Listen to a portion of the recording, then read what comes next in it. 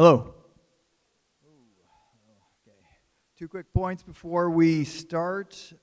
First, I'll ask that you turn off and put away your cell phones. Second, you should note this event is being recorded and uploaded to the internet, and media are present. Okay? Okay, welcome. Welcome one and all to the United States Constitution Day Forum. For those of you who don't know me, my name is Bryan Smith. I'm a teacher here at the Mid-Valley campus of South Texas College. I'll be your moderator this evening. Since you'll all be acting like ladies and gentlemen, serious students and citizens, my role tonight should be rather pleasant. Let's keep it that way. This event is being staged by the Mid-Valley Political Science Club. In particular, however, Professor Greene did a lot of work to bring this about, so thank you, Professor Greene.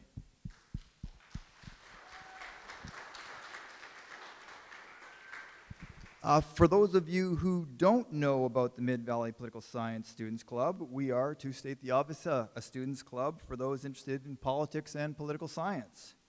Not to boast, but our club is rather active on campus. Although we're interested in politics, we're a non-partisan students club. We hold events like this. We have debate watch parties, get together to watch political films, discuss politics and political science in career-wise. We consider alternatives and options. In that regard, we participate in inter-club activities, fundraise, go on road trips, and generally have a good time.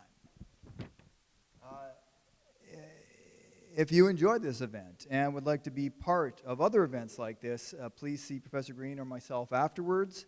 There's a sign-up sheet at the west entrance of the auditorium if you would like to receive announcements about club meetings. In fact, as you can see on the overhead, we're having our next meeting this Thursday. We'll be electing club officers. All STC students are welcome. Please come on out and join us. Okay, tonight we are privileged to have three local political scientists to speak to us on the 231st anniversary of the signing of the United States Constitution. Excuse me. First, we have, Professor Chapman. I had my order here wrong. First, we have Charles Chapman. Dr. Chapman received his Doctor of Jurisprudence and Doctor of Philosophy and Government degrees from the University of Texas at Austin. Dr. Chapman has done extensive community service. To name but some, he has served in various administrative positions with the Texas Department of Community Affairs as now the acting director of the Community Service Division. Dr. Chapman has advised the police and municipal courts in the city of San Marcos, Texas. He has received a criminal he has served as a criminal district attorney for Hays County and has practiced criminal and civil law throughout Texas. He has taught at Southwest State University, UTRGV, as well as Our Lady of the Lake University. Dr. Chapman will comment tonight on the nomination of Judge Brett Kavanaugh to the Supreme Court of the United States, the right to privacy, and substantive due process in the Trump era. Next in line is Dr. Olney. Dr. Olney is an assistant professor of political science at UTRGV. He studies public law and the U.S. Constitution. Professor Olney will discuss the importance of treating the U.S. Constitution as a tool, but notably with a tool with limits and flaws. Professor Olney will argue that the text of the U.S. Constitution offers little assistance to solving major political problems. Instead, Professor Olney will suggest that the U.S. Constitution should act as a framework for principles, arguments, and discussion. Professor Olney thinks this is an optimistic perspective, considering the positive value of political participation by ordinary people in conversation about the sort of nation we the people want to rule. Third and last is our Dr. William Greene.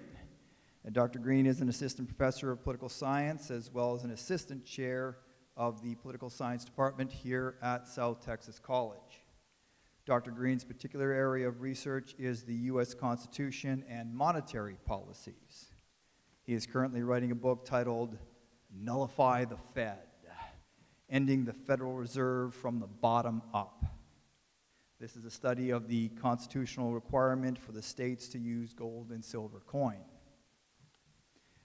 In 2006, Professor Greene was one of 7 faithless electors in the U.S. Electoral College, casting a vote for former Congressman Ron Paul rather than the Republican nominee Donald Trump. Professor Greene will be speaking on the applicability of the Constitution in every age in order to shed light on the age of Trump. That is to say, his remarks will address how the Constitution is not supposed to change over the years, unless it's formally amended, but of course it has changed by reinterpretation and misinterpretation by all 3 branches of the federal government. Please help me welcome our 3 panelists.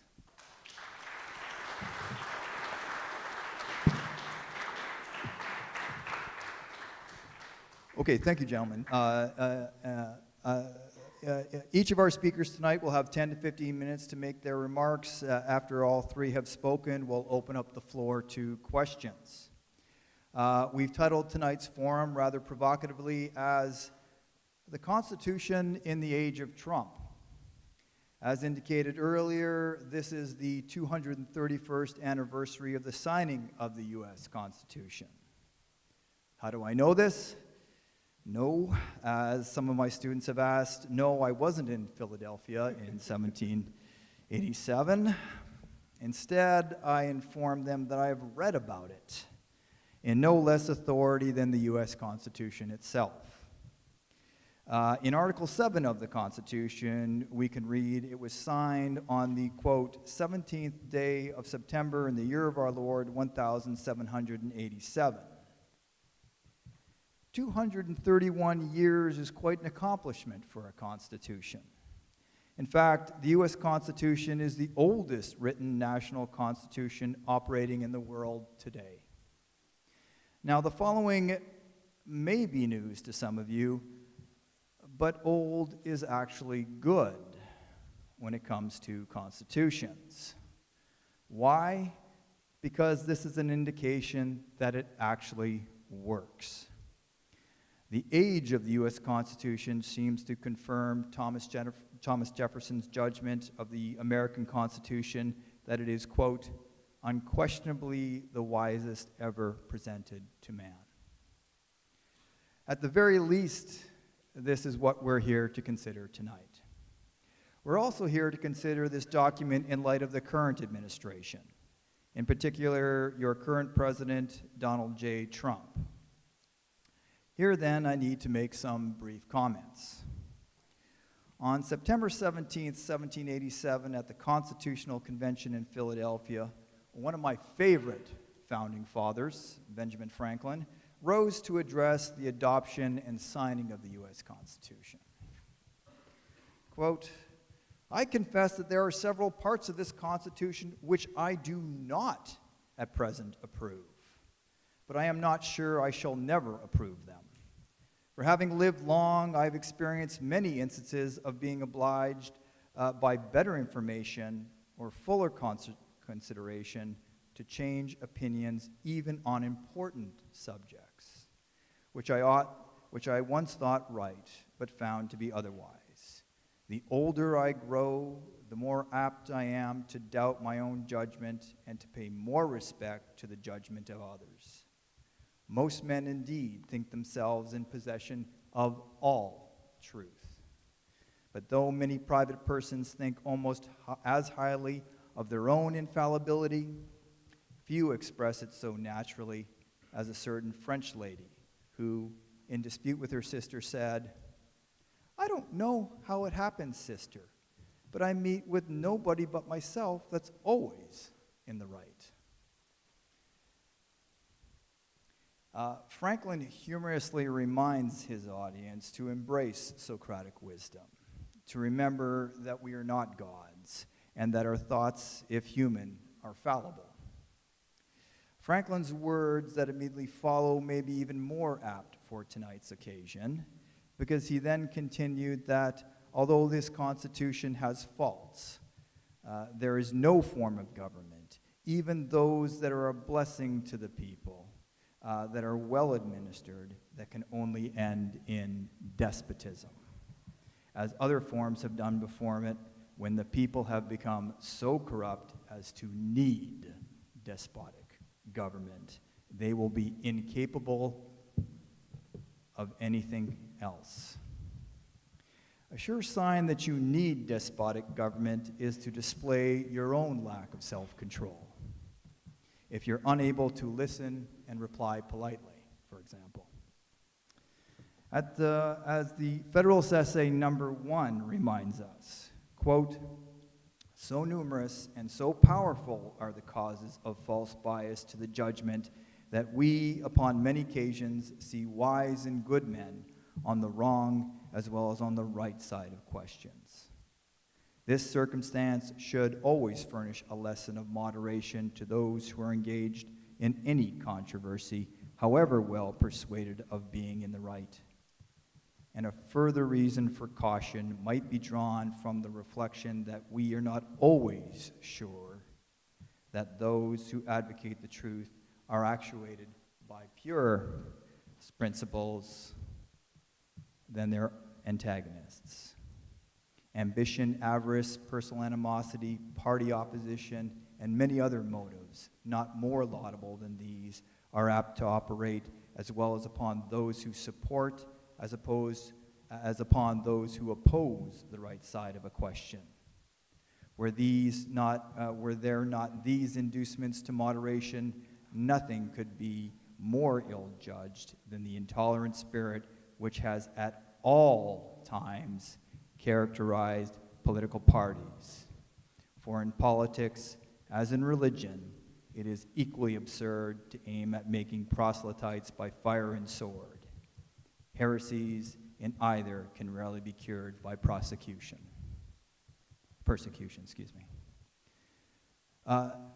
You're all expected to listen and participate respectfully tonight.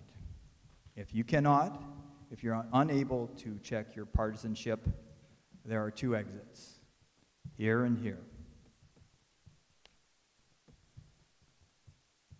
Okay, excellent. I'll accept your staying as tacit agreement to the rules of this event. With that in mind, some of the questions we're considering tonight are, how is the Constitution the fundamental law of the land? Is there something more fundamental? If so, what? Can you change the fundamental law of the land like you change your underwear? Has the Constitution changed? If it has changed, is this change for the better? Is all change for the better? Has the Constitution been ignored or altered under the current administration? Is this current administration fundamentally different, and if so, how? Are the claims in the media of tyranny accurate, or is it a lot of fear-mongering by the opposition? Of course, there are many more questions we could ask to frame tonight's discussion. I'll leave that, however, to our speakers and to you, our audience. With that, let us welcome Dr. Chapman.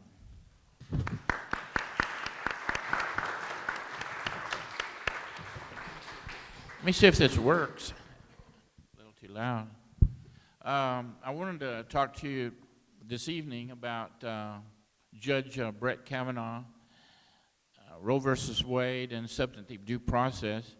The latest on Judge Kavanaugh, who has been nominated by President Trump to take the place of Anthony Kennedy, who's retiring from the United States Supreme Court, is that in the last few days, a female professor at Stanford University has come forth as an accuser, accusing him of, I guess around 1980, when he was a teenager, he and another teenage boy, both very drunk, attempted to sexually assault her at Judge Kavanaugh's parents' home. And so that has caused a little bit of a problem. The Republicans hold 11 to 10 majority in the Senate Judiciary Committee, and of course the Democrats have demanded that this accusation be thoroughly investigated.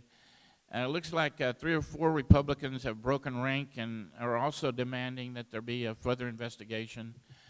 Senator Grassley is the chairman of the Senate Judiciary Committee, and he says that he's tried to arrange phone conversations with Judge Kavanaugh and with this lady who's accusing Judge Kavanaugh, but so far both have refused. Judge Kavanaugh has hired a lawyer, and he has said that Judge Kavanaugh will be willing to testify about this in front of the Senate Judiciary Committee.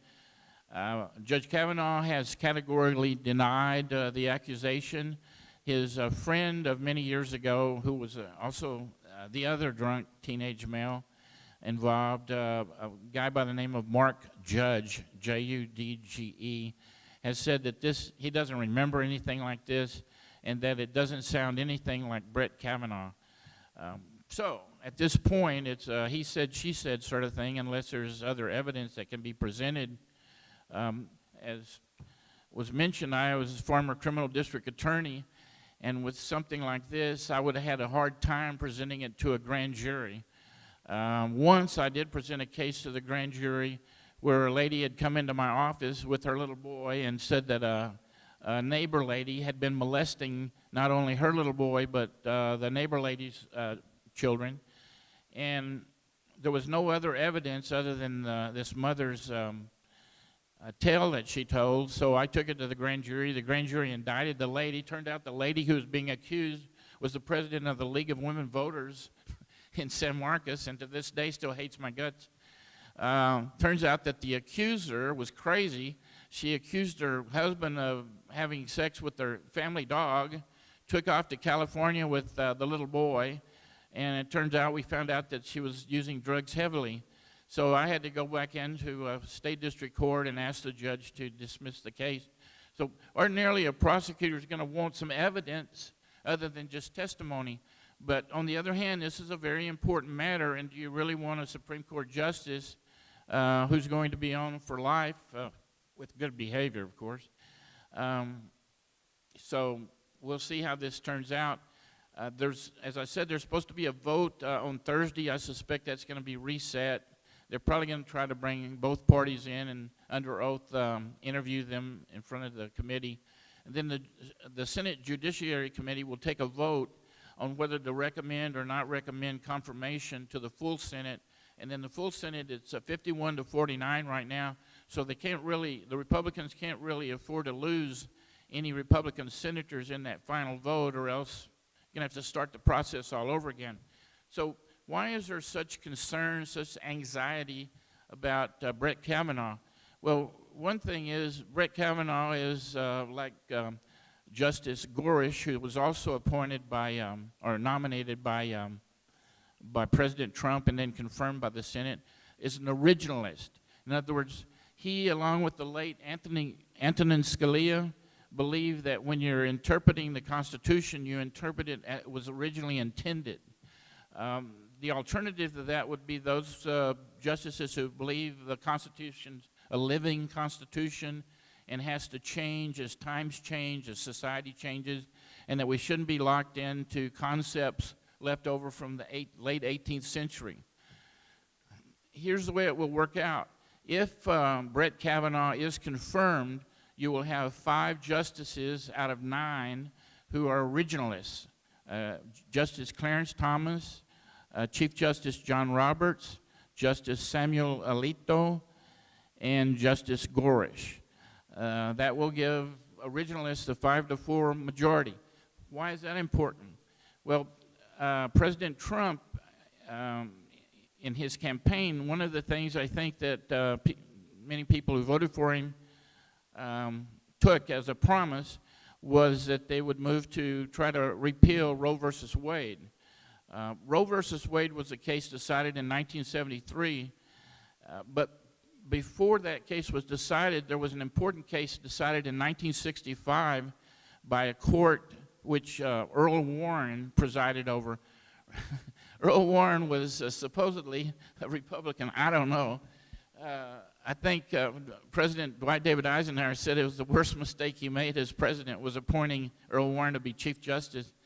But he was a very charismatic guy, and he was able to get unanimous votes out of the Supreme Court quite often. So a case came up, was decided in 1965 called Griswold versus Connecticut. Estelle Griswold was the executive director of the Planned Parenthood League of Connecticut. She and a medical doctor, Dr. C.E. Buxton, he was the chairman of the obstetrics department at Yale Medical School. They opened up a birth control clinic. It only was open for 10 days. In that 10 days, they managed to get arrested for violating a Connecticut law that prohibited the use of contraceptives, the dissemination of information about contraception. They were convicted. They were fined $100. Estelle Griswold appealed her case. It went all the way up to the Supreme Court. Chief Justice Warren assigned William O. Douglas, Justice Douglas, to write the majority opinion. Everybody on the court agreed that the Connecticut law was silly. But Justice Powell, when I first read this case, I was a fresh law at UT Law School. I thought, my God, this guy must have been high on LSD when he wrote this opinion. He used scientific terms like, maybe you're familiar when there's an eclipse, the moon doesn't cover all of the sun, so there's a little bit still showing. That's a penumbra. That's a periphery of the sun is still showing. He said that some of the Bill of Rights, some of them like the First Amendment, the Third Amendment, the Fourth Amendment, and so forth, that they emanate this right to privacy into the constitutional ozone, these penumbras, and that gives us a right to privacy, although it's not mentioned anywhere in the Constitution or in any of the 27 amendments to the Constitution. So we have a right to privacy according to Justice Douglas because of that. Well, he had 6 other justices who agreed that the Connecticut law needed to be invalidated, declared unconstitutional, but they located their reasoning in the 14th Amendment. The 14th Amendment has a clause that we lawyers call the substantive due process clause. It's also a procedural due process clause, but the substantive due process clause, here's the way it reads. No state shall deny any person, doesn't say citizen, says any person, right to life, liberty, and property without due process of law. Well, we know what life is. You know, that would be the death penalty, so forth, or incarceration. Property, we know what that is. But liberty is a pretty vague concept. And so those justices who've wanted to find some sort of right or some sort of fundamental right or freedom that you might have, but it's not listed or enumerated in the Constitution, have used that particular clause, that substantive due process clause. Because ordinarily when you think about due process, you think about procedure, right? That if somebody's going to accuse you and want to prosecute you for a crime, first there would be an accusation made. If it's a felony, there would be an indictment by a grand jury. Then there'd be an arrest. You'd get to make bail maybe, and especially you don't even have to do that in California anymore. And that eventually there'd be a trial by a jury. So that would be due process. But as I said, the Supreme Court over the years carved out this doctrine, the substantive due process doctrine. When I was going to law school, I think most of my law professors didn't think very much of substantive due process. There had been a case back in 1905, Lochner versus New York, that where the Supreme Court had struck down a New York state law that had set working hours for bakers and that sort of thing. They couldn't work more than 60 hours a week, more than 10 hours a day. The Supreme Court said, no, you have a right to contract, and maybe there's some bakers who want to work more than 10 hours a day.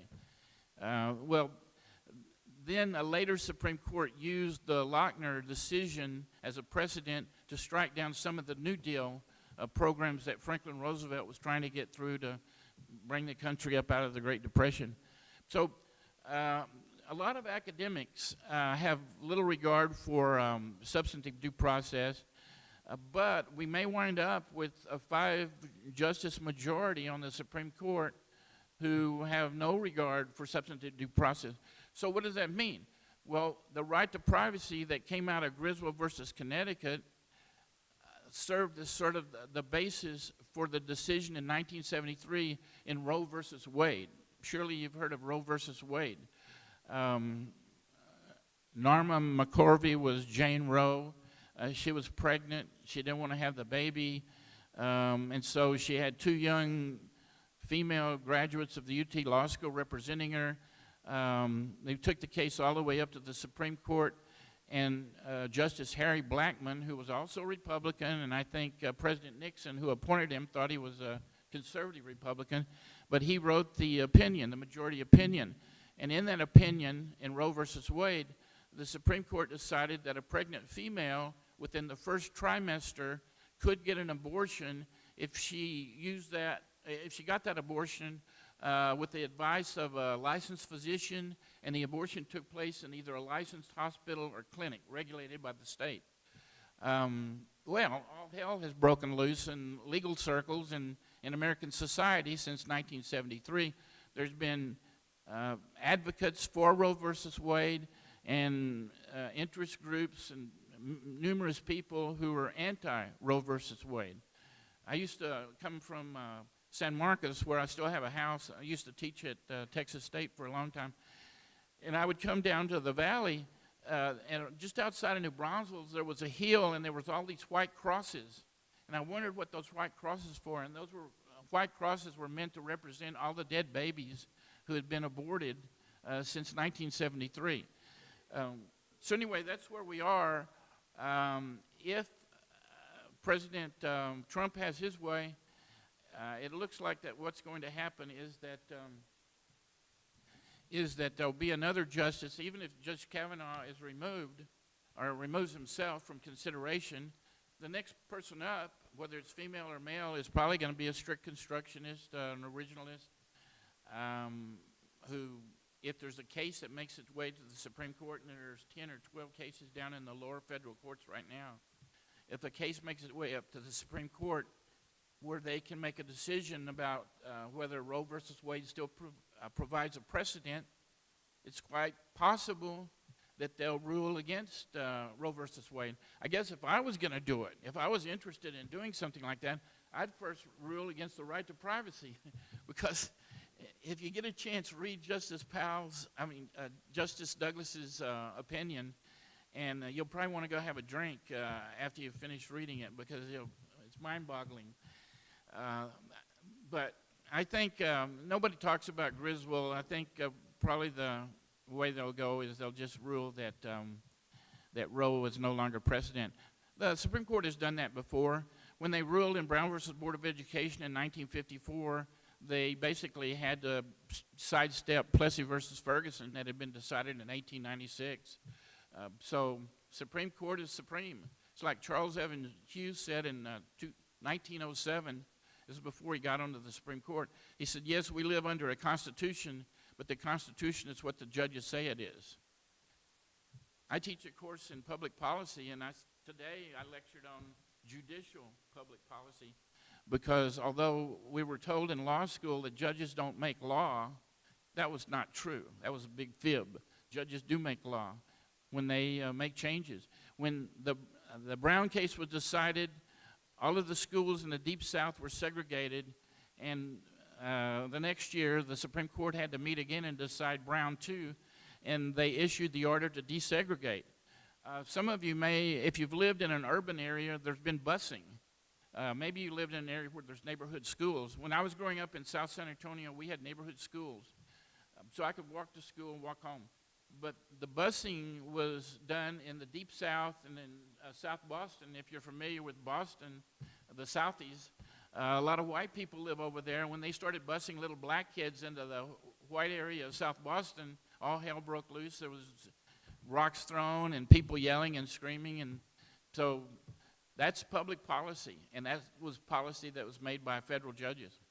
Well, thank you.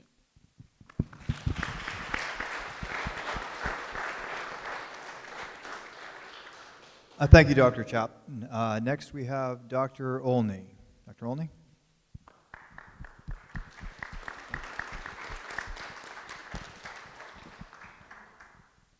Thank you. Yeah. So it's Constitution Day. It's celebrated today because it was September 17th, 1787, when a group of men gathered together and for a final time after having spent a whole summer in a hot, sweaty room in Philadelphia trying to rewrite American history from the ground up. But while we commemorate that day, 231 years ago, and the document that was signed there, our panel today is to think about what that means for us today in 2018. So one of the things I want to encourage is that instead of looking down at our text, I see many people have their constitutions in front of them, that's great.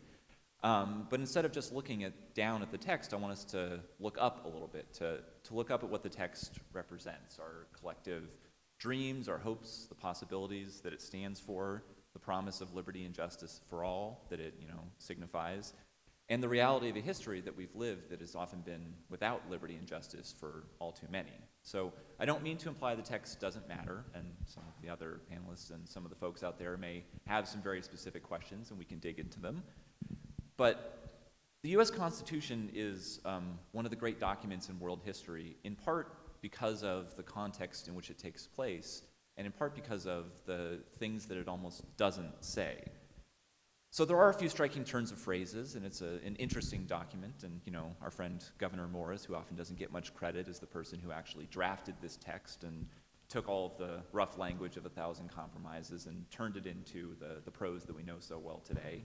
But on the whole, it's a very utilitarian document. It's designed to accomplish some specific things. And so I want us to think about what it does in practice.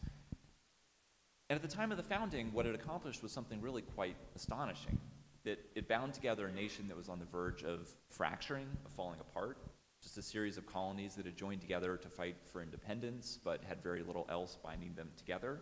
They saw themselves as distinct political entities. If you were Virginia, you cared about other Virginians. You probably didn't care so much about Rhode Islanders or Georgians or anything along those lines. And you were deeply skeptical of federal power. You just fought a revolution to get out from underneath distant central power. So to put quill to parchment and to draft something that could tie all those people together in a union that has lasted through the centuries, it really is quite world-shaking. It's a testament to the power of the human imagination, the strength of the word, and above all, the power of compromise. And yet, let's consider some of the compromises that made the Union possible. There was a compromise between small and large states that gave us the Senate, which is an institution in 2018 where 9 states combine to form half of the U.S. population, and the other 41 contain the other half, which means that 9 states get 18 representatives in the Senate, and the other 41 states get 82, even though half of the population is represented in either one. That can be good, it can be bad, but it's a strange circumstance. Another compromise is the role of Congress. So the framers feared Congress, which they saw as the heart of government. It was empowered to make law, raise money, raise armies, regulate interstate commerce, declare war, ratify treaties, all these things. And so they weighed it down with a series of compromises and burdens. Congress is split in half. Both of the houses have to agree on something before it can become law. It's huge. It's full of people. It's much bigger now than it was at the time, but these days, you got 535 of the most powerful, opinionated, aggressive people that you could ever imagine. Trying to get 535 of those people to agree on anything is sort of a fool's errand. And so Congress was intentionally designed to be weakened because they didn't want it to turn into another English parliament that would run roughshod over the people. In 2018, the framers' fears that Congress would be this beast lumbering through society and crushing things feels a little bit quaint. Nowadays, we wish Congress could do much of anything to exercise its own powers to make law, much less exercise its co-equal powers to check the presidency. And then there's the Great Compromise. Our Constitution mentions slavery a couple times, and even when it does, it's often pretty oblique. But slavery hung over that room in Philadelphia like a haze. It was a miasma that was suffocating and getting into every crack and crevice. And so much of our present constitutional structure derives its force from the institution of slavery. It's the reason why the Electoral College is constructed as it is. There's other reasons, so it's not the only effect, but that Electoral College was a representation of the desire to form an institution that would convince southern states that they should sign on. And there's a reason why the South provided most of our presidents for the first 60, 70 years of American history. And that's also a reason why the South has played a significant role in shaping modern American politics as well. More fundamentally, slavery is our original sin. It's the impossible hypocrisy that's right there at the center of our Constitution. It's a document that's meant to represent our highest values, our principles, to shine out for the whole world to see. I mean, we declared independence by stating forthrightly, we hold these truths to be self-evident, that all men are created equal. We ratified a constitution to form a more perfect union. But it was then, and it's always been, founded on the willingness of good people to make accommodations with the evil in the world. So I say all this not to encourage pessimism, although, I'm a believer that we should be pessimistic sometimes, but I'm also a great believer in the American experiment, and I hope everyone here is as well. But it's dreadfully important for us to take seriously what it means to believe in the American dream.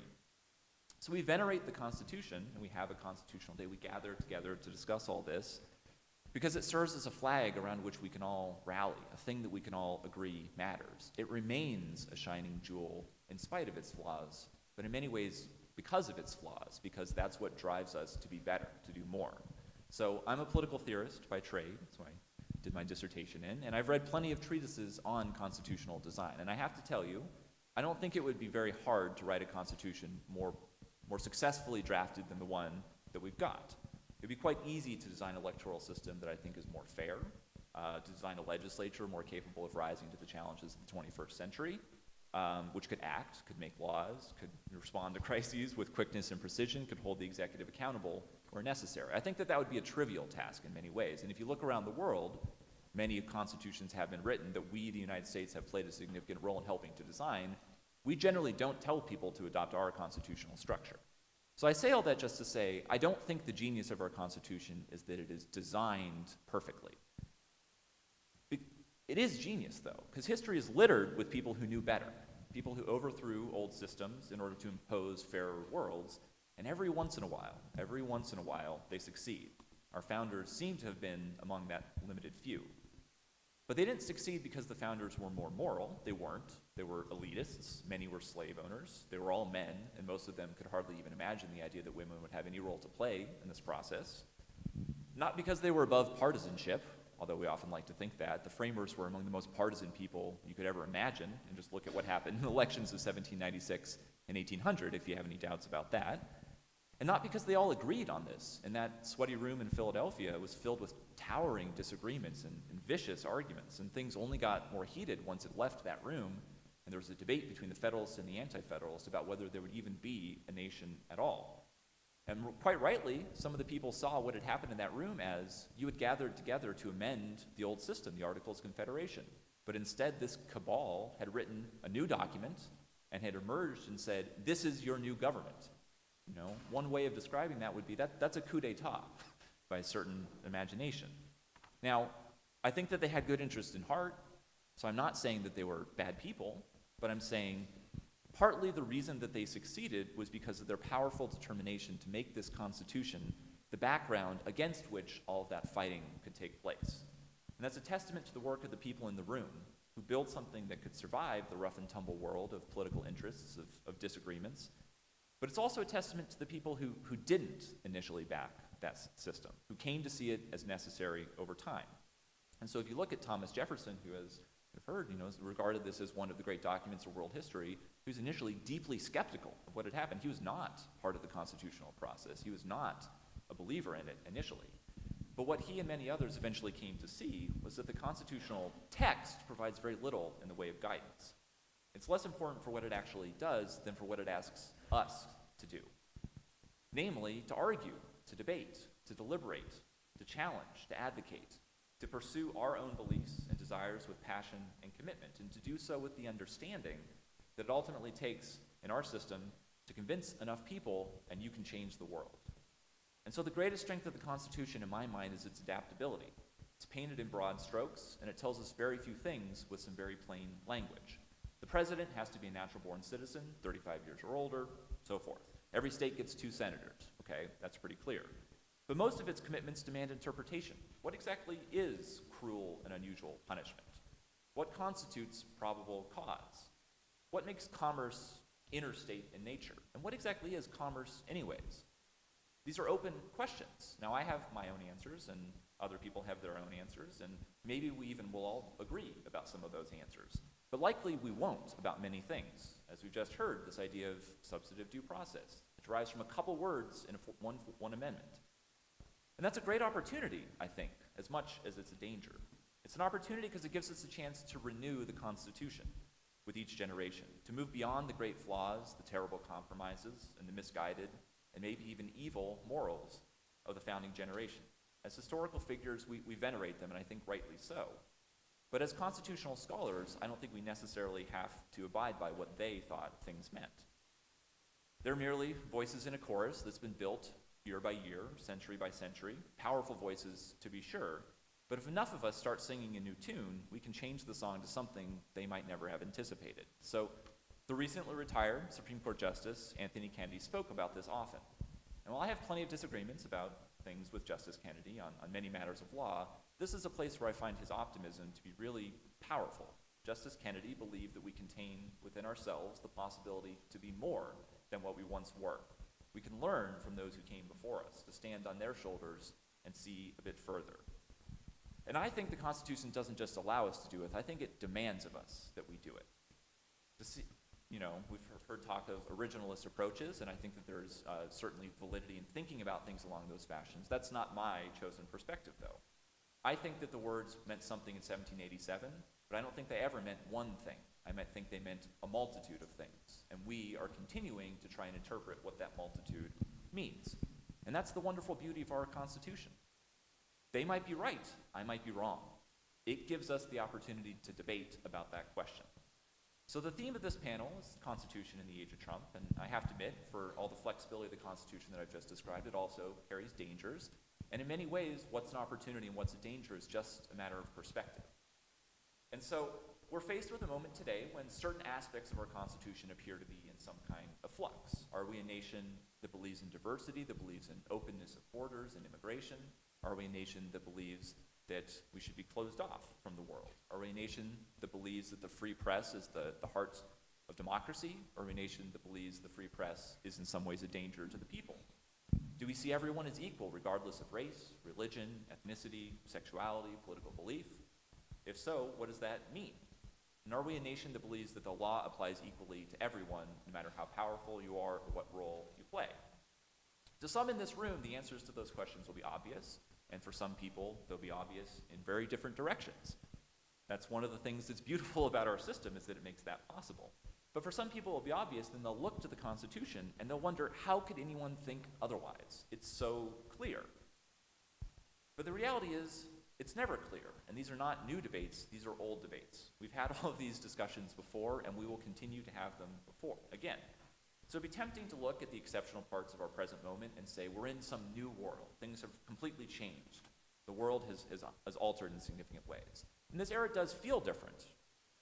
There are some aspects of our constitutional structure that have changed, but the underlying reality hasn't changed. The text was written 231 years ago, but the Constitution has been moving ever since. It's never been in stasis.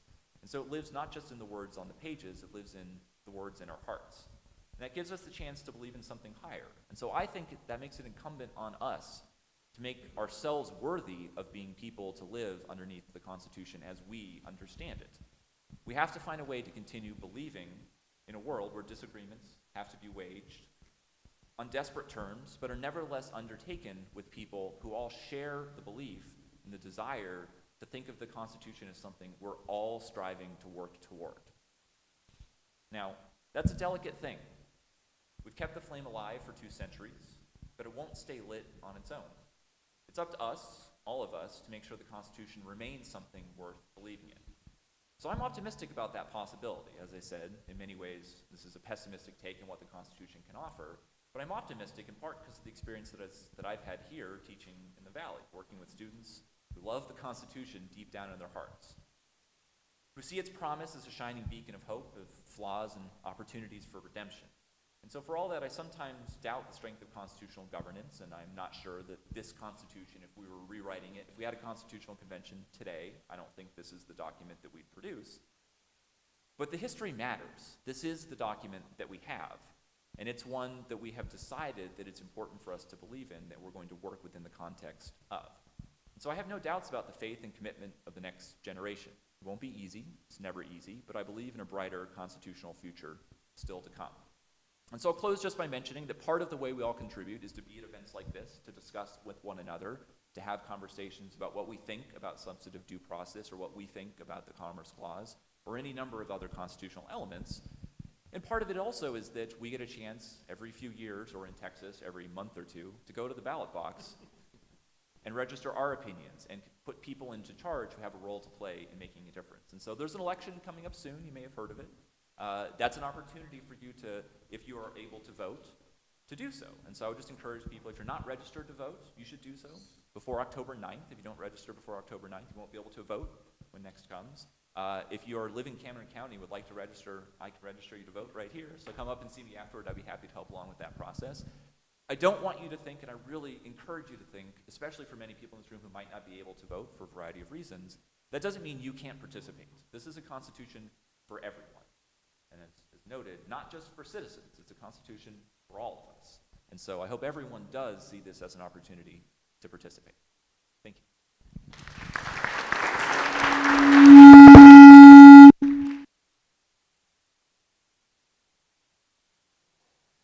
Thank you, Dr. Olney. That was great. Dr. Greene, thank you. Please.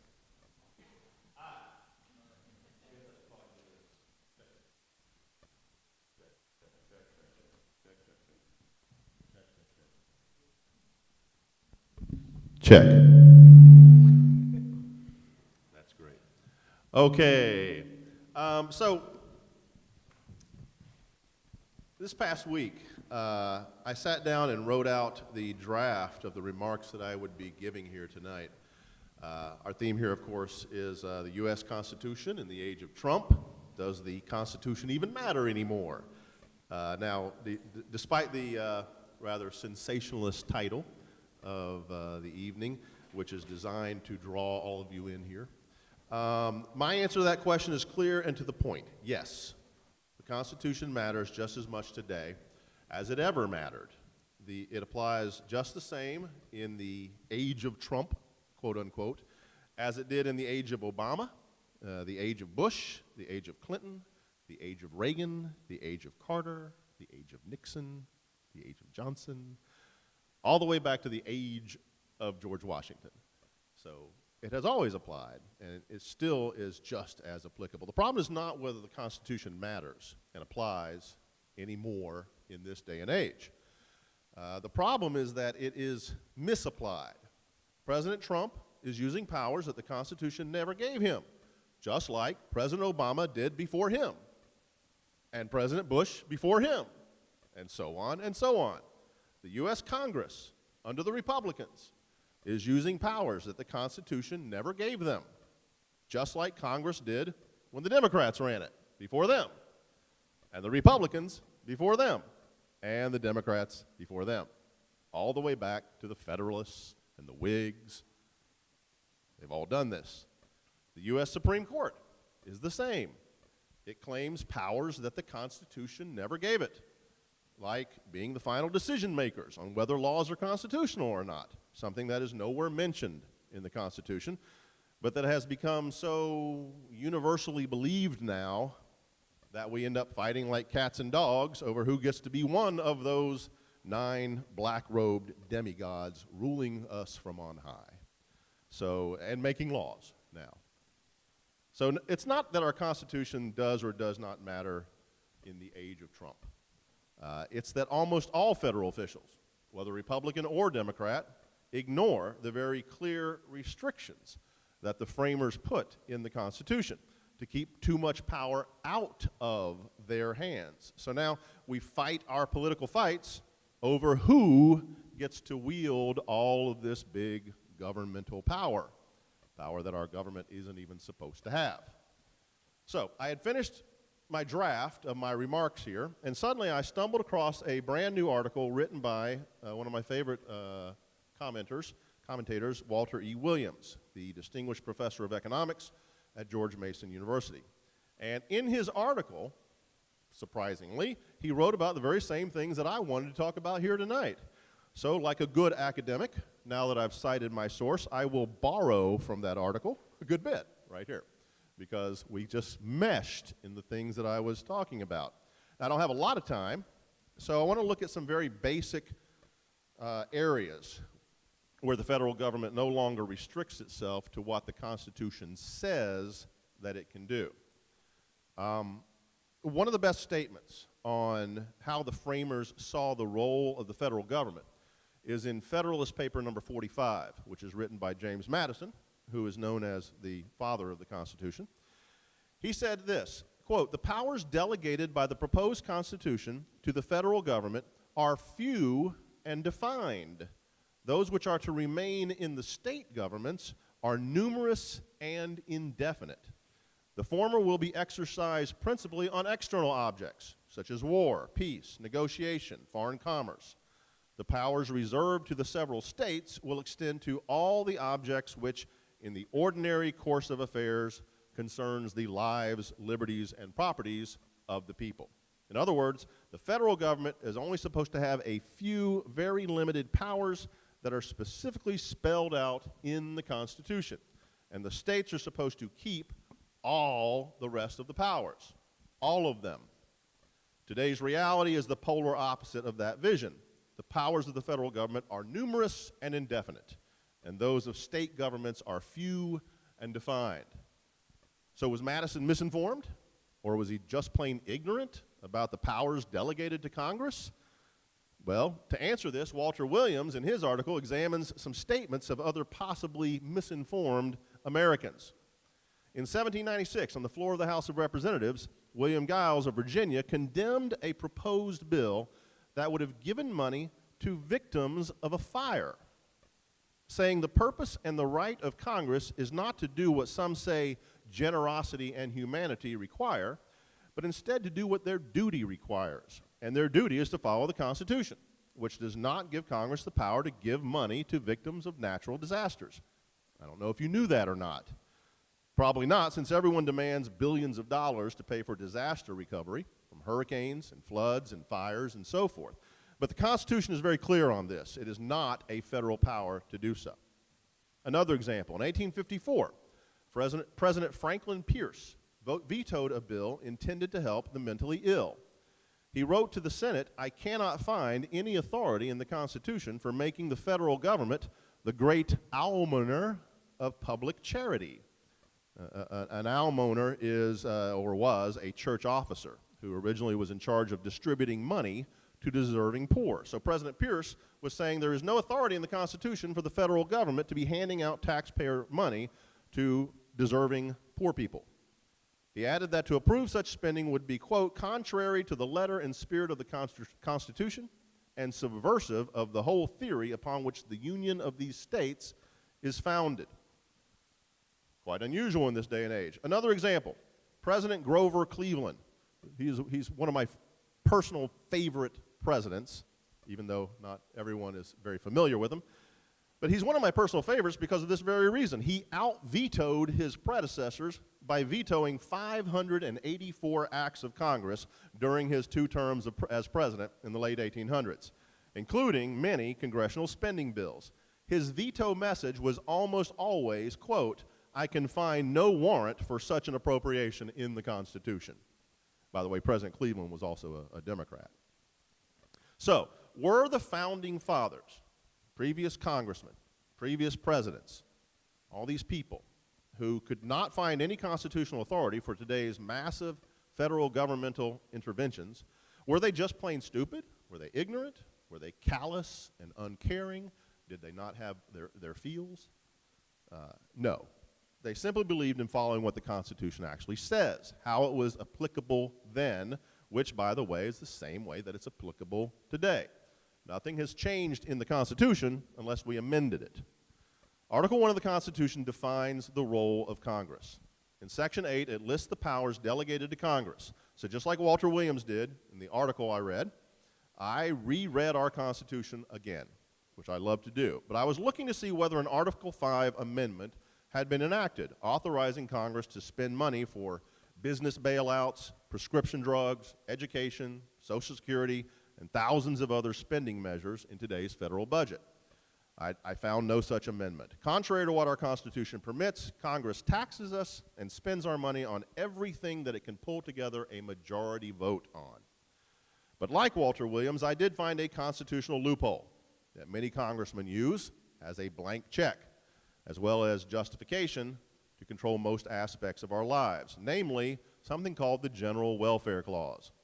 The Constitution's preamble contains the phrase, promote the general welfare. The Constitution, the phrase, in Article 1, Section 8, it contains the phrase, provide for the common defense and general welfare of the United States. So, what did the framers mean by general welfare? Well, in 1817, Thomas Jefferson, another one of my favorite presidents, wrote this: Congress had not unlimited powers to provide for the general welfare, but were restrained to those specifically enumerated. In other words, Congress only has the powers that are specifically listed in the Constitution. Another favorite president of mine, James Madison, again the father of the Constitution, wrote this, quote, with respect to the words general welfare, I've always regarded them as qualified by the detail of powers connected to them. To take them in a literal and unlimited sense would be a metamorphosis of the Constitution into a character which there is a host of proofs was not contemplated by its creators.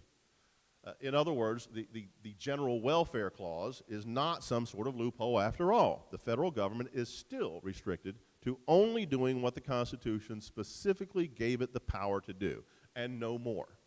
So yes, the Constitution still matters, even in the age of Trump. The problem is not Donald Trump per se, just as the problem wasn't with Barack Obama per se, or George W. Bush. The problem is not the Republican Congress per se, just as the problem wasn't with the Democrats when they were in control of Congress. The problem is not whether we have liberal Supreme Court justices or conservative Supreme Court justices, just as the problem wasn't with whether Federalists sat on the Supreme Court or not. The problem is that every single branch of the federal government has gone way beyond the limits imposed on them by the U.S. Constitution. And an even bigger problem is that we, the people, allow them to get away with that. Personally, I think it's because students are simply not taught the Constitution anymore. So they grow up thinking, well, the government does it, so they must be allowed to do it, or they wouldn't do it. But they aren't allowed. So I think it's high time we finally take Jefferson's advice to heart when he wrote in 1798, quote, in questions of power, then, let no more be heard of confidence in man, but bind him down from mischief by the chains of the Constitution. I'll end my talk with a quote from Michael Bolden, who is the head of an organization called the 10th Amendment Center, which focuses on keeping the federal government limited to the powers given to it by the Constitution. Bolden stated this, quote, whenever we point out that a current president is violating the Constitution, some partisan hack will inevitably tell us that the previous president or candidate or whoever would have been worse. So therefore we should turn a blind eye to unconstitutional acts. Over the years we've heard, but Clinton, but Bush, but Obama, and now of course, but Hillary. We reject this approach and stand for the Constitution and liberty no matter who's occupying the White House. End quote. May we all take that stand for the Constitution and for liberty. Happy Constitution Day. And thank you.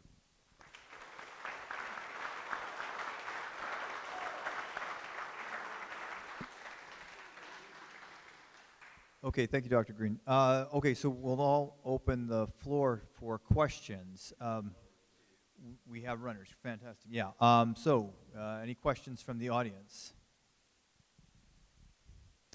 Cesar, can you run to?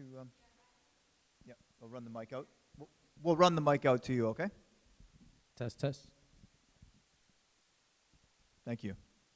Yeah, right there. Hold up your hand, please. Yeah. So, a brief question, okay? Yeah, I was just going to ask really quick to Professor William.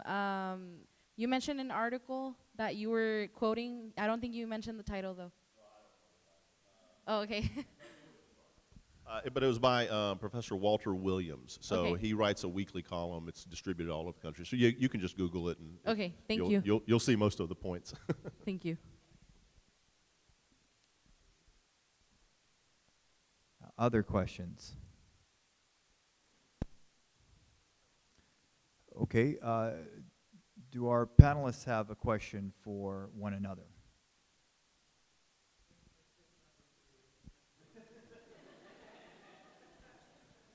Okay, then I'll ask a couple of questions.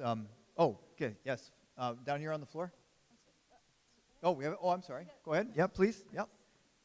Sorry. In regards to Mr. Greene, Speak into the mic, please. Mr. Greene, in regards to how you said like the misinterpretation, like advocating in the current day of the Constitution, could it be perhaps that even if we are taught the Constitution, general public, is it possible that the public will willfully ignore it in terms because we're already used to the established norms? That's a great question. What she asked was, and correct me if I'm wrong, basically, is it possible that in not exactly following the Constitution, is it possible that that the people, they might know the Constitution, but they're used to the way things are, I guess, and so you're following established norms. So sort of a if it ain't broke, don't fix it mentality of, well, we've always done it this way, and so. It's a really good question because remember, everything that the federal government does, they only do because of the consent of the governed. If we didn't consent to being governed by the government we have, then they would not be a legitimate government anymore, and we could overthrow them. That was the whole point of the Declaration of Independence, the idea of the consent of the governed, and so.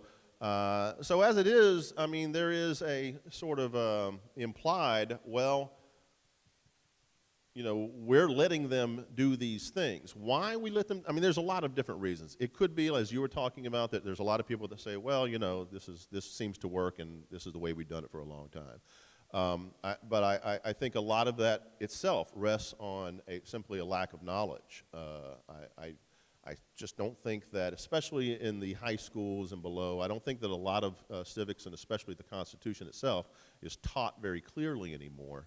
I mean, that's a broad statement, so there's plenty of exceptions. But at least in my own personal experience, what I have found is it's not taught as well. Students don't know the Constitution as well, and therefore, I mean, if you don't know what the Constitution says, then you don't know, if you don't know what your rights and liberties are, then you don't know when the government is stepping all over your rights and liberties or doing things that the government's not supposed to be doing in the first place because the Constitution says they can't or doesn't say they can. So it's sort of incumbent on us, and I think that was the point I was trying to make at the end there. It's incumbent on us, and if we don't do anything about it, then we get what we elect, and we have to live with that. Thank you. Thank you. Okay, well, all of you guys make really good points and bring up some quandaries to consider that we've always had. One is, Professor Greene, you say that Constitution's Congress, the President, Judiciary has been exceeding its powers since practically day one. And it seems like for a long time, the Supreme Court, we've seen them as the final deciders or arbitrators of whether this Constitution has been violated or not. And he said, well, nothing's in the Constitution to specifically say that. And that kind of brings us to a quandary. Well, if the courts in the end should not be the deciders of whether the Constitution has been violated, well then, given your understanding, or anyone can chime in, well then, who should? Thank you, Dr. Greene first, and then maybe others would like to also reply. Yeah, I don't want to hog this whole thing, but Who should? Well, Jefferson talked about how each of the three branches makes the final decision on what's constitutional within their specific jurisdiction.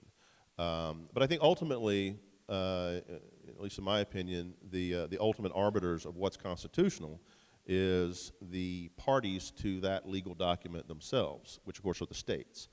I'm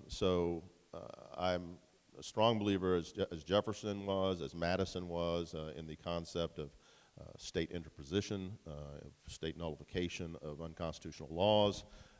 And I'm very excited to see it happening all over the place now, of states stepping up and saying, hey, federal government, you can't do that. You don't have the constitutional power to do that. We're going to say that doesn't apply in our state. You don't have the constitutional power to ban people smoking pot, so we're going to start legalizing pot in our state. Well, the federal government's very clear. You can't smoke pot. Well, the states are saying, yeah, you can. So in my opinion, I think those are good things that are happening. It's states stepping up and saying, pushing back against federal encroachment on what should be state powers. And so I think ultimately the states are the ultimate arbiters of it, at least for within their own states. Not for every other state, but for within their own states. I think for the most part, it's not something that would even be something that would come up very much if the federal government wasn't, doing more and more stuff to begin with. Dr. Olney? Yes? Is it going? Yeah, okay.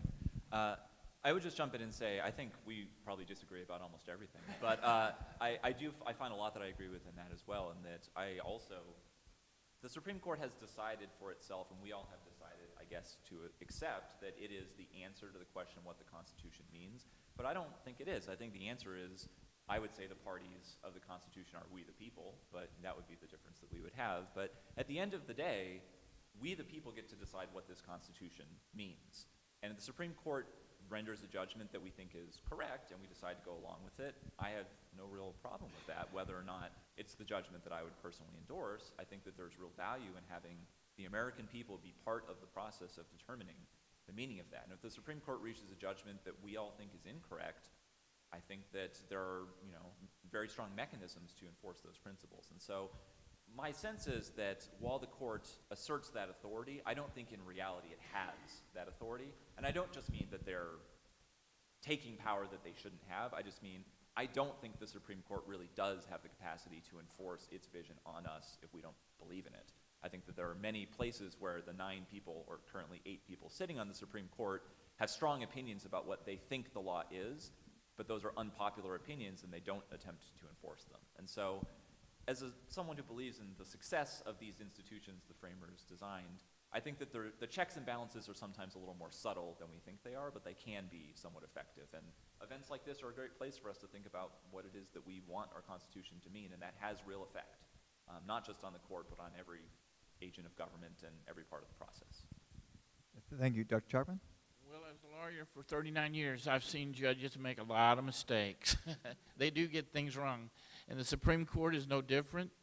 They made some big mistakes. Korematsu versus United States, you may have heard of that case. The internment of the Japanese Americans committed no crimes. It was basically hysteria on the West Coast, and the Supreme Court allowed that to take place. There was a case called Buck versus Bell, where they allowed a young lady by the name of Carrie Buck to be sterilized.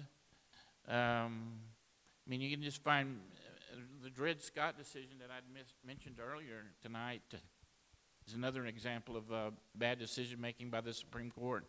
So even though maybe the Supreme Court prefers to see itself as the final arbiter of the Constitution, as Charles Evan Hughes once said, as Professor Olney has said, it's really up to us to accept what we will accept. I kind of grew up in the 60s generation where people took to the streets. I was in the Marines at the time, so I didn't get a chance to take to the streets in the United States. But there were a lot of college kids out there who were against the war. And then later I was in San Antonio when the La Raza movement got started. In fact, I was teaching. I had no background in teaching whatsoever, never taken an education course. But I got hired by the Edgewood Independent School District to teach 4th grade. And I was trying to remember, what did I learn in 4th grade? Well, that same year that I taught, in 1968, a lawsuit was filed by poor families on the west side of San Antonio against the state of Texas and certain other school districts because they believed that their children were not getting an equal education. The 3 federal judges at the trial level agreed with the families. The presiding federal judge actually lived in Alamo Heights. He knew what the educational system was like in Edgewood. He knew what the educational system was like in the high-dollar area of Alamo Heights, the million-dollar homes and that sort of thing.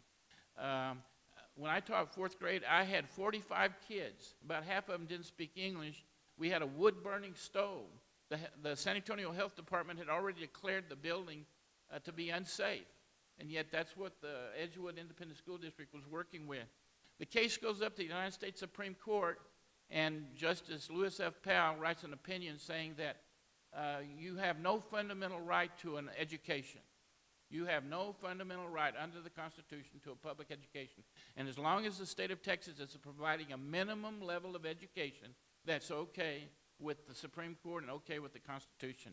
And as a result, here we are in 2018, and we have rotten public school system. I mean, you can go up to the Eanes Independent School District in the west part of San Antonio where Westlake High School is, million-dollar homes. I mean, their high school is like a small college. They have all the resources, highly paid teachers. You come down to the valley and see what we have. It's just ridiculous, but the Supreme Court made their decision back in 1973. The same year they made the decision in Roe versus Wade, they made that decision in San Antonio Independent School District versus Rodriguez. And it was ridiculous. The poor families got screwed again. That's your federal government. Hey, by the way, women weren't mentioned in the Constitution, and you didn't even get the vote till 1920. So that should tell you something about our famous founders. 1919, in fact. Yeah, 'cause we're so Okay, thank you. progressive. Is there another question? Yes, right here. Yes, doctor. I'm Benito Contreras. I'm with Mr. Caddy's class in campus. And I have it's a 2-part question. And the 22nd Amendment, which was ratified in 1951, which you all should know already, it established term limits for presidents. Why don't we have one for the members of Congress and the House of Representatives? That's one. 2, on Article 1, Section 6, it does, I've been reading it over and over again, it does not state that these elected officials should give themselves a raise or be eligible for retirement. Why is that? Is your question directed to anyone in particular or all the whole panel? Anybody in the panel, if they can answer Okay, that so question. why don't we start with Dr. Chapman and work our way down.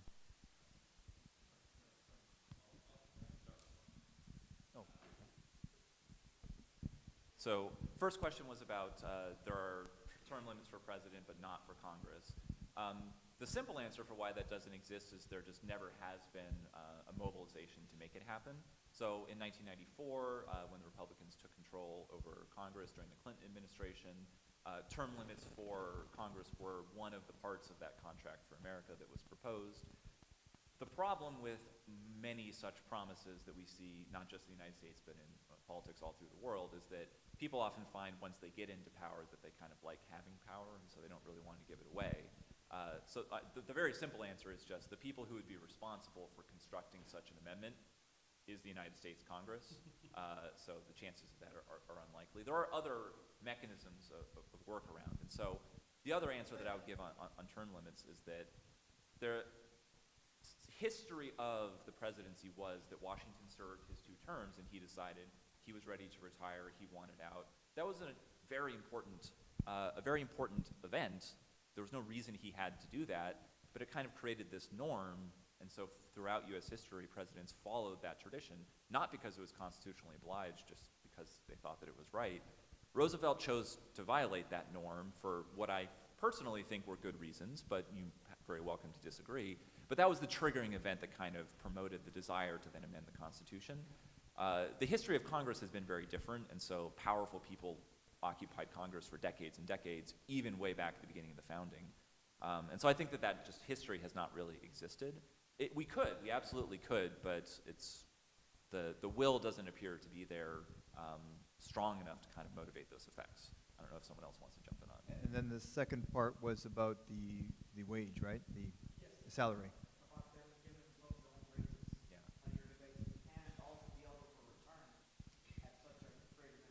Article 1, Section 6. Yeah, the only other thing I would jump in and say there is it's another example of the phenomenon that I've already sort of described of, is there an obligation in the Constitution to do that? No. I think that there has been a decision along the lines of what I was sort of talking about in my remarks, that in order to convince people to want to serve in Congress, there needs to be some incentive to do so.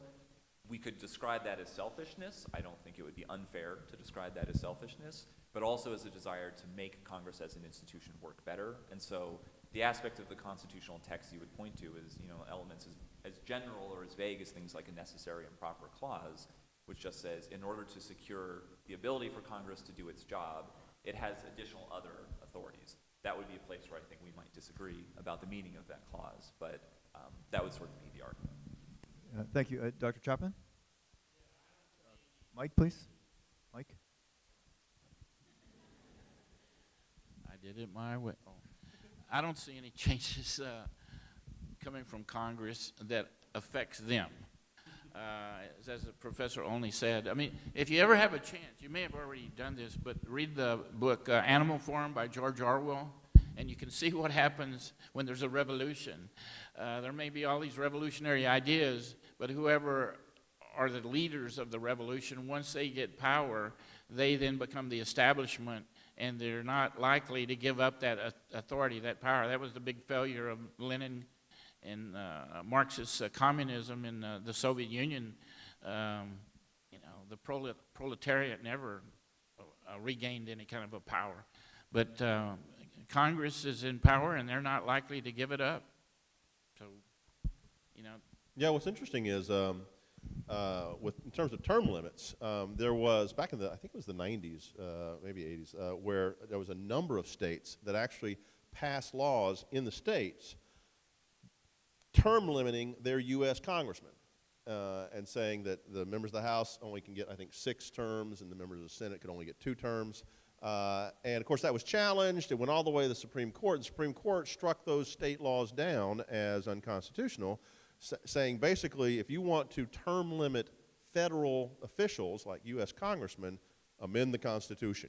You can't just make things up as you go along. You got to stick to the Constitution, and therefore they reversed those term limits. So it really is something that would have to, except in some specific circumstances, it would have to start with Congress. And it's just difficult for Congress to limit themselves in any way whatsoever. That's why they find the loopholes that I was talking about, because they don't like limits on themselves. And that goes for pay raises too. What restricts them on the pay raise, because yes, Congress gets to set how much money is spent on everything. That's their role. And that includes their own salaries. So it's a sweet job. You get to set your own salary, give yourself a pay raise when you feel like you deserve one, which is all the time.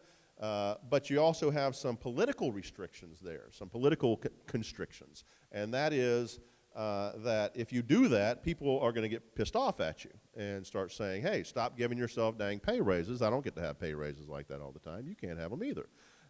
And so that's one of the things that led to, in the 1990s, the passage of the 27th Amendment, which specifically says Congress can't give itself a pay raise unless there is an election between voting for the pay raise and getting the pay raise. And that way it gives we the people the opportunity to say, oh, we don't like what you just did. You're out of here. We're voting you out. So that's why that amendment which was originally actually written by James Madison 200 years previously. But in the 90s, there was a real big political hot button issue of congressional pay raises. So it was really good timing, very fortuitous, for that UT Austin student to bring that back up again and push that forward so that we got that. So yeah, they can still give themselves pay raises, but now they have a little bit of a political motivation to not do so, or to not give themselves big pay raises, because there's at least that possibility of getting voted out before they get the benefit of that particular pay raise. Okay, thank you. Other questions?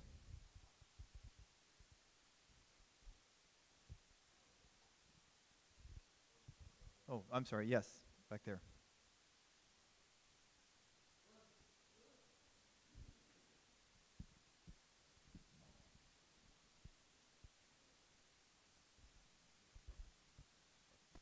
Well, all right.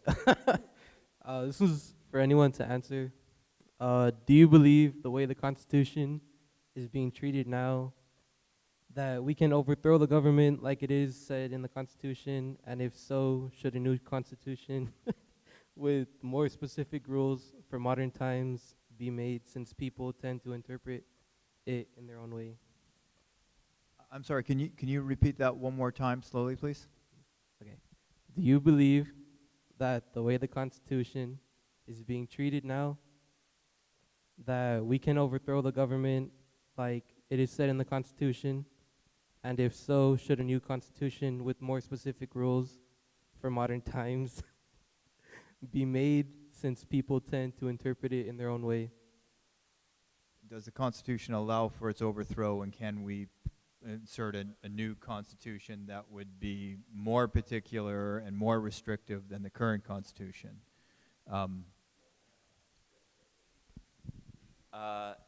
This Constitution, as I think I said in my talk, there was no actual basis for this Constitution to come into existence. A bunch of guys got together in Philadelphia and then emerged a few months later, and they said, here's the new Constitution, everyone needs to ratify it. They had no legal authority to create a Constitution. Technically, the Articles of Confederation, the government that existed from the Treaty of Paris onward, should still be around. They just decided they wanted a new one. No Constitution can last if the people don't want it to last. And so the short answer is absolutely. Whether or not legally our Constitution creates the mechanisms for that, it is just politically true that it's always available to create new constitutions, to have revolutions, and so forth. It is the case that our Constitution is also almost infinitely amendable. And so if we wanted to, we could gather together at state conventions or start with Congress and offer a load of hundreds, thousands of amendments to reconfigure and reconstruct this Constitution. There are, however, a couple things in our Constitution that are locked into place that are very, very difficult to amend. So the United States Senate is almost impossible to eliminate unless you burn the whole thing down and start over. Because the Constitution says no state will be denied its equal representation in the Senate without its own consent. And so all 50 states would have to agree. So it's available. My personal thought, and I sort of spoke to this, is while I don't think the Constitution actually is very well drafted and is not my preferred mechanism of government, and I would institute wholesale changes if I were made the temporary dictator to do so, I don't think it's realistic that that would happen. I think part of the reason why our Constitution has been so successful is because it reflects the reality of a nation that is plural, that is different, that has radically different perspectives that are all somewhat reasonable. And there is no agreement on that, and our Constitution gives us the chance to fight it out on terms that are reasonably accessible. I have a list of amendments that I might personally try to push or offer, and maybe they can make some progress, but I generally think we'll make a lot more successful politics if we kind of take the Constitution for granted, accept its foibles and its flaws, and identify what it is we can do within those circumstances. That's my opinion. I could understand those who would want to look for some more significant or radical changes, for sure. Okay, thank you, Dr. Olney. Dr. Chapman? Well, we're at a dangerous, maybe tipping point in the history of this country. About a third of our country is functionally illiterate, and we have about 70 million Americans who are either living in poverty or near poverty. That's a lot of people who are not benefiting from the American dream. When you get a country into the kind of situation that we're in these days, we're so divided on particular issues, there's always the possibility that something may break out. President Trump has already mentioned, I think one group, that there might be violence if the Democrats win big in this November election. And indeed there might be. There's a lot of discontent among white, lower middle class males in this country, and I think they predominantly voted for President Trump because they're angry about where they are. They feel like they were abandoned by the Democratic Party. Many of them were Roosevelt Democrats. Their parents were Democrats, their grandparents were Democrats. since Franklin Roosevelt. And in this last election, they voted Republican. I'm not so sure the establishment Republicans welcomed them, but they nevertheless, they had a powerful impact on the 2016 election. Unless we start making some reforms in this country, we may wind up going down the same path that the old Soviet Union went down. I took Russian history back many years ago as an undergraduate, and our professor required us to read a book on the fall of the Soviet Union. And I thought, how ridiculous. You know, it was the second most powerful country in the world, and yet it did fall. It no longer exists. You may think that with the United States Constitution and what we have today, that there's some sort of continuity guaranteed in perpetuity, and that's not true. We'll see what happens. There's a lot of very unhappy people who are just barely above poverty in different parts of this country. Go out to West Texas. If you look at the 2016 election map for Texas, you only see blue for Democrats in the urban areas and in South Texas. The rest of the state is red. I don't talk to my cousins anymore because it's like talking religion. They're 200% supporters of Trump. Like President Trump said, he could shoot somebody, what was it, on Fifth Avenue in New York and get away with it, that nobody would care. My cousins are like that. Whatever he does is okay with them. So we don't talk anymore. You know, as a former prosecutor, I'm interested in the rule of law. You know, I took 2 pledges to this Constitution when I joined the Marine Corps and when I was sworn in as a district attorney. And that's who I was committed to, or that's what I was committed to, was the Constitution, not to any particular president. But we do have a lot of people who hung their hopes on a particular president in the 2016 election, and we'll see what happens in 2020. It's a very dangerous situation that we're in right now. Thank you, Dr. Chapman. Great points about illiteracy and the fall of Russia. Dr. Greene? Just a couple of real quick points. One of the things I tell my students in federal government classes every semester is this is an experiment. You know, we're living in an experiment. The framers of the Constitution said, hey, let's do something that's not been done before in order to try to limit government and keep tyranny at bay, which is not the history of humanity.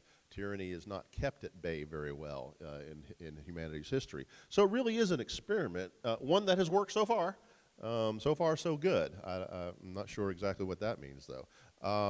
The other thing is, sort of related to the question, is what in the Constitution itself, it tells us how we are able to amend the Constitution. It's in Article 5. And it gives the normal way being that Congress, you know, the House and the Senate by 2/3, they propose an amendment. It goes to the states, and the state legislatures will then vote on it. And if you can get 3/4 of them to agree to it, then you have a new amendment to the Constitution. But there's another way that it has in there, and it is for, is it 2/3 of the states that can say to Congress, hey, we want a convention where we can propose amendments to this Constitution. And so that's not ever been done before. We've not done that. We've not put amendments in that way before, but it is an option that's available. And what's interesting is there is a strong movement, what they call the Convention of States movement, that is out there now, that is trying to do that is trying to get enough state legislatures to pass resolutions telling Congress that we want an Article 5 amendment convention so that we can propose amendments to the Constitution to fix some of the things that apparently is wrong. Now, this is something that, it's mostly being pushed by more conservative types, but there's a lot of people on the left that are pushing for it too. Why? Because why are the conservatives pushing it? They want amendments to the Constitution from their ideological perspective. Why are people on the left doing it? They want amendments put in there from their ideological perspective. It's one of the reasons why a lot of people are saying if we did have a convention of states, it could be a very dangerous thing. Because the last time we had a convention of states to look at amending our Constitution, we got the Constitution we have now because they threw the old one out and they just came up with a new one. So could that happen again? Yeah, it's a very definite possibility. I think we are now, what, 3 states away from triggering the mechanism for Congress to have to do that. So again, we're living in this experiment. You're in the middle of it, history in the making. Well, I don't know how it's going to turn out. I hope it turns out all right. Thank you. A great point about Article 5. At the Philadelphia Convention, they point to the natural right of rebellion. That is a natural right to rebel. And then secondly, to answer your question, they point to the Declaration of Independence. So there's 2 things they point to in answer to your question, okay? So 1, it's a natural right. 2, there's a conventional right in law with the first document, the Declaration of Independence. Okay, so that's where you would look besides Article 5. Okay? Any other questions? Yes, right over here. I have another question. It's for anyone. Given, it kind of relates to one of the previous questions. Given that how people more nowadays are very fixated in their current ideology and don't want to have any discourse on differing opinions, if a compromise would be possible if, how should I say this? If like they wanted to make an amendment, how would that turn out? Would it be, do you think it would be possible to benefit the people rather than actually being a detriment towards the way things are? Are you asking if we think it's possible that people could come to the kind of compromises that they came to at the Philadelphia Convention? Yes, because like I said, most people nowadays seem to be so fixated in their own political ideology, they don't give time to see the other side or see what benefits they can both gain while making a compromise. Yeah, great question. Do we have the virtue of the founders? Yeah, that's a great question. Yeah, I can give a real quick answer and pass it on, and that is that the big ideological splits and the fights that we have between the different political perspectives are nothing new today. As bad as it seems, man, it was just as bad, if not worse. I mean, you just look at the election between Jefferson and Adams. My God, they called each other's mothers' names. I mean, it was just really horrible stuff. So yeah, this is something that again, we've had these kinds of real heavy fighting between each other, and even at the Constitutional Convention, you had people on very, very strong opinions on different sides. Could we overcome that if there was some sort of like Article 5 convention or on different amendments? Again, I don't know. I would hope so. If that's what we're attempting to do, I would hope that that's the American spirit of working together for these things. But I honestly just don't know. I don't know how to answer that. Dr. Chapman?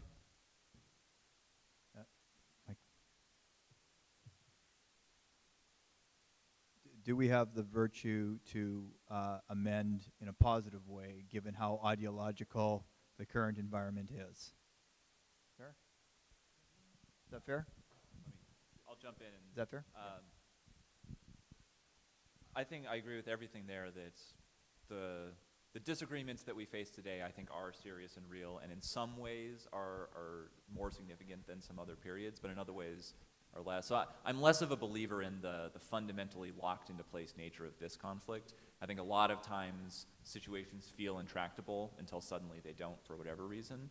So there's a scholar who I really like named Bruce Ackerman, who's at Yale, and he says that we've had 3 major periods of massive constitutional change in our history. The first, the American Revolution and the constitutional founding. That was a big deal. I would think we can agree. The second is the Civil War, which is a war about slavery, but in many ways is also more broadly a war about the power of the federal government, the relationship between the states, and it produced 3 new amendments to the Constitution that have had really transformational effects. And the third, he says, is the New Deal. In the New Deal, the amendments, there were none. The United States Constitution was not amended during the New Deal, but what took place was an enormous consideration of the American people about what precisely they thought the Constitution was supposed to mean.